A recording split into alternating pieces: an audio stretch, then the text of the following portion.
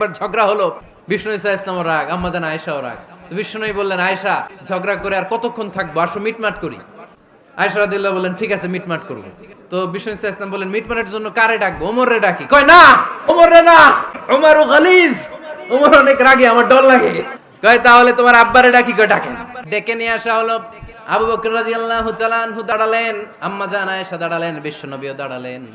বিশ্বনবী বললেন, আয়েশা তোমার আব্বা আসছে, এবার ঘটনা খুলে বলার পালা, তুমি বলবা নাকি আমি বলবো? আম্মা জান আয়েশা বললেন, আপনি বলেন, তবে ওয়ালা তাকুল ইল্লা হাক্কান, যেটা ঘটছে ওইটাই বললেন, মিথ্যা কথা কইেন না। আবু বকর রাদিয়াল্লাহু তাআলা রেগে মেগে আগুন। কি এই কথা তুমি কেমন করে বলো? বিশ্বনবী কি মিথ্যা কথা কখনো বলবে? রেগে মেগে দিলেন মেয়ের গালে এক চড়।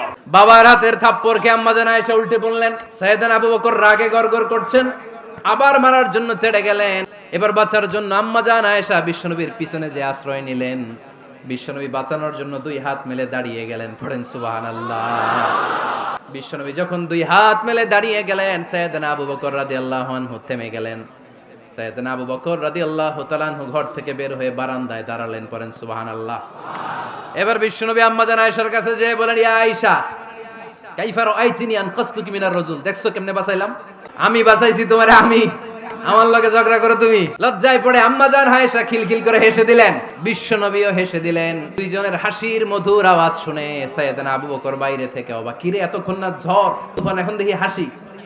সালাম দিয়ে অনুমতি নিয়ে ভিতরে ঢুকলেন। ঢুকে দেখেন আম্মা জান আয়েশাও হাসে, বিশ্বনবীও হাসে।